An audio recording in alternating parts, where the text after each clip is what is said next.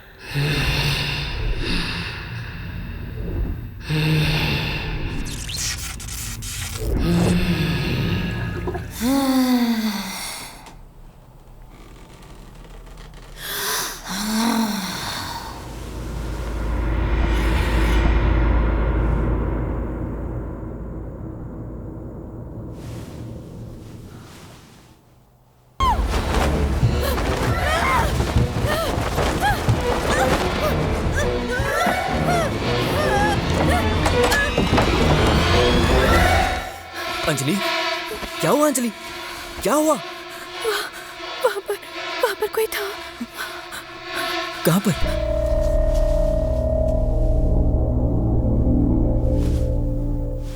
वहां तो कोई नहीं है। तुम मेरे साथ चलो, चलो चलो।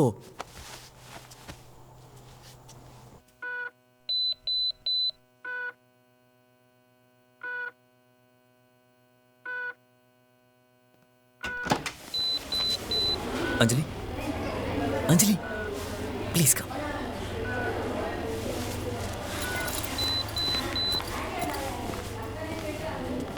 भाई साहब का ये कहना है कि जब माँ की हालत ऐसी है कि वो बोल नहीं सकती, तो हमें ये शादी जितनी जल्दी हो सके कर देनी चाहिए।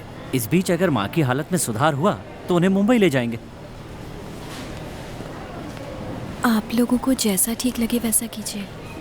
फादर फिलिप से हमें आज ही मिलना होगा, उसके बाद ही बाकी सब चीजें तय होंगी। लेकिन फादर से मिलने से पहले मुझे आपसे एक जरूरी बात करनी है।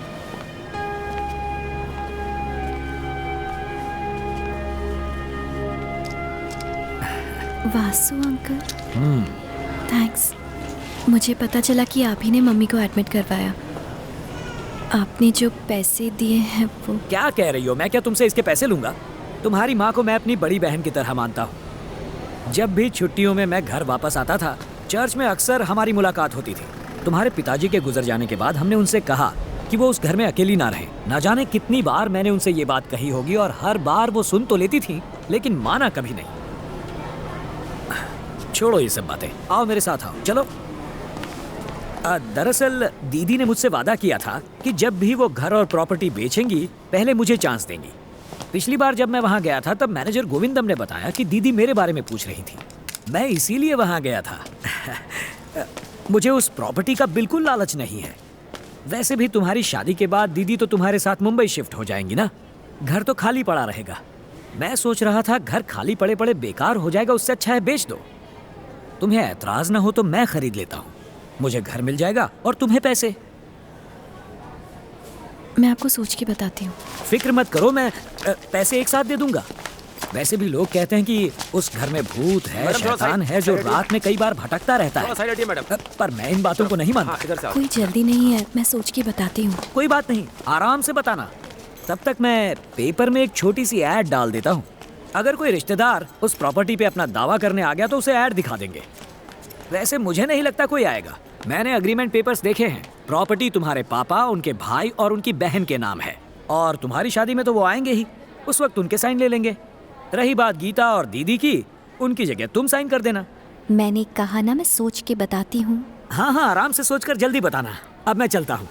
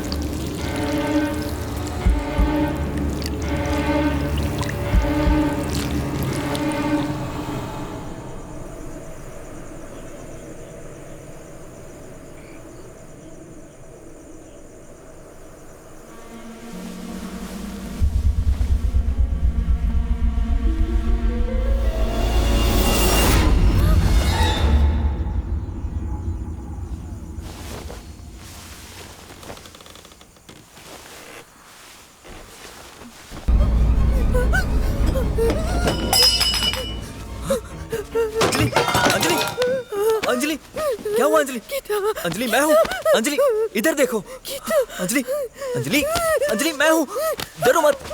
अंजलि शांत हो जाओ। अंजलि कौन गीता? क्या बोल रही हो तुम? शांत हो जाओ, शांत हो जाओ। कोई नहीं है, कोई नहीं है। अंजलि शांत हो जाओ, शांत हो जाओ। हाँ? शांत हो जाओ, मैं हूँ। हाँ?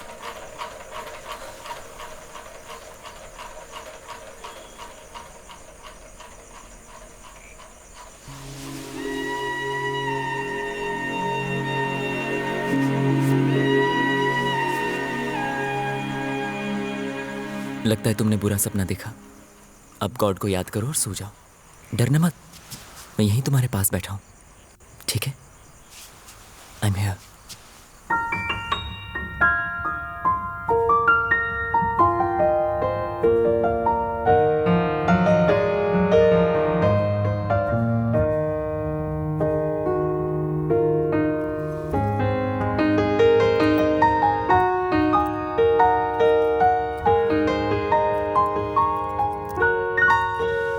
चर्च में शादी की तारीख 1 महीने पहले बतानी पड़ती है, लेकिन आजकल की जनरेशन इस पर ध्यान थोड़ा कम देती है। पर बिशप की मंजूरी लेना बहुत ज़रूरी है। मैं उनसे बात करके आपको बता दूंगा। बिशप जो भी तारीख तय करेंगे